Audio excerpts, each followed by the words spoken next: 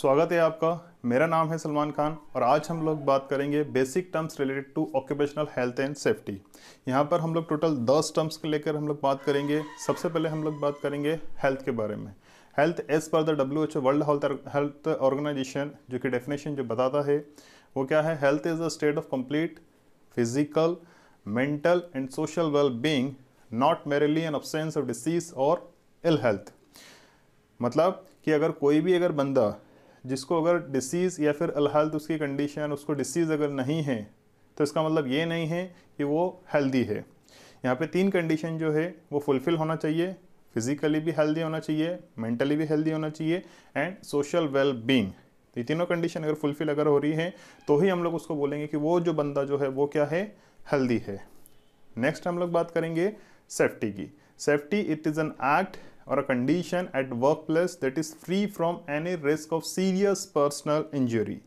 मतलब कोई सा भी अगर एक्ट अगर आप परफॉर्म अगर कर रहे हो तो वो क्या होना चाहिए, फ्री फ्रॉम एनी रिस्क। मतलब कोई रिस्क वगैरह नहीं हो। जैसे यहाँ पर आप एग्जांपल में देख सकते हैं कि ये जो एक्टिविटी जो चल रही है तो ये क्या है, अनसेफ एक्ट है, तो ये आपको काम नहीं करना है। इसके उलट अगर सेफली अगर काम करेंगे तो वो सेफ्टी वर्क कहलाएगा। नेक्स्ट हम लोग बात करते हैं वेलफेयर की। वेलफेयर में provision of basic facilities to employees. मतलब जो भी वर्कर्स वगैरह या फिर एम्प्लॉयज़ वगैरह आपके यहाँ पे काम कर रहे हैं तो उनको बेसिक फैसिलिटीज़ वगैरह प्रोवाइड करना है। सैनिटरी कन्वीनियंस हो गया, वो अपने वॉशरूम्स वगैरह हो गया, ड्रिंकिंग वाटर फैसिलिटी हो गया, स्टोरेज की फैसिलिटी वगैरह हो गया, लॉकर्स वगैरह आपने उनको प्रोवाइड कर दिए, कैंटीन की फैसिलिटी हो गया, फर्स्ट एड की फैसिलिटी हो गया। तो ये क्या है, बेसिक वेलफेयर फैसिलिटीज़ वगैरह हैं जो कि आपको क्या करना है, वर्क प्लेस पे अपने को वर्कर्स को या फिर एम्प्लॉयज़ वगैरह को प्रोवाइड करना है to discharge their duty effectively. Next हम लोग बात करेंगे अनसेफ एक्ट की। अनसेफ एक्ट की डेफिनेशन होती है act performed by the person without following safety rules. और कंडीशन की अगर हम लोग बात करेंगे तो कंडीशन की डेफिनेशन होती है condition are the hazards that have the potential to cause injury और डेथ। जैसे कि यहाँ पर आप एग्जांपल में देख सकते हैं, एक लिफ्टिंग की एक्टिविटी चल रहा है लेकिन आपने जो लिफ्टिंग टूल्स एंड टैकल्स वगैरह वहाँ पर जो इस्तेमाल जो करने थे वहाँ पर वो आपने डैमेज कंडीशन में जो था उसका यूज़ करा, तो यहाँ पर क्या क्रिएट हो रही है, अनसेफ कंडीशन क्रिएट हो रही है। नेक्स्ट वाले डायग्राम में आप उसके नीचे से निकल रहे हो तो ये क्या है, अनसेफ एक्ट है, ये चीज़ आपको नहीं करना लेकिन तब भी आप उस चीज़ से निकल रहे हो। नेक्स्ट हम लोग बात करेंगे नियर मिस की। नियर मिस की डेफिनेशन होती है undesired unplanned event that does not lead to injury और property damage but has the potential to do so. मतलब कि यहाँ पर अगर एग्जांपल में अगर हम लोग देखते हैं तो यहाँ पर आप देख सकते हैं कि अगर मैं यहाँ पर अगर खड़ा हुआ हूँ, लिफ्टिंग एक्टिविटी का काम चल रहा, तो ये इक्विपमेंट वगैरह वो मेरे पास में गिरता है तो मैं इसको हिंदी में हम लोग बोलते हैं बाल बाल होने से बच गया। तो वो जो चीज़ जो होती है उसको हम लोग बोलते हैं नियर मिस। नेक्स्ट आता है आपका एक्सीडेंट। एक्सीडेंट की डेफिनेशन होती है अनडिजायर्ड अनप्लान्ड इवेंट विच में कॉज पर्सनल इंजरी और प्रॉपर्टी डैमेज और बोथ। एग्जाम्पल में लास्ट में वहाँ पे गया नियर मिस में, आगे अगर वो कोई सी भी इक्विपमेंट वगैरह वो अगर किसी बंदे के ऊपर अगर गिर जाता है और एक्सीडेंट अगर होता है तो या तो प्रॉपर्टी का डैमेज हो रहा है या पर्सनल इंजरी हो रही है या फिर दोनों हो रहे हैं। तो तीनों कंडीशन में हम लोग यहाँ पर क्या बोलेंगे कि वो जो चीज़ जो है वो क्या है, यहाँ पर एक्सीडेंट हुआ है।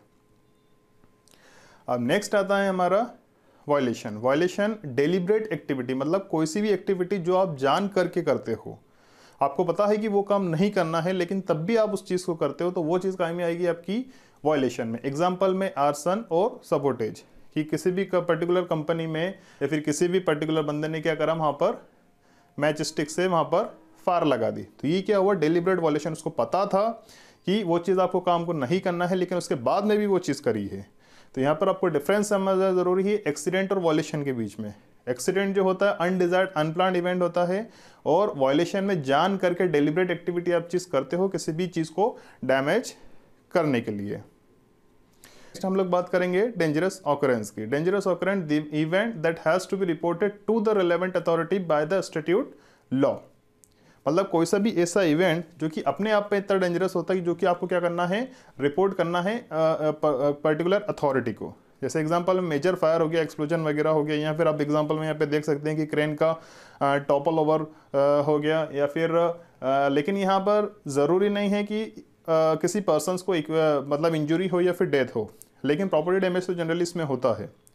और एग्जांपल में और भी हो गया, स्कैफोल्ड जो है वो पूरा कोलैप्स हो गया, तो ये आपने अपने आप में इतना डेंजरस एक ऑकरेंस है जो कि क्या करना है, आपको रिपोर्ट करना है आपको रिलेवेंट अथॉरिटी को as per the statute law. Next आएगा आपका work related ill health, medical condition या फिर इल हेल्थ और disease that may be caused by the person's work, मतलब कोई सी भी ऐसी मेडिकल कंडीशन हो जाना जो वो काम जो कर रहा है उसकी वजह से।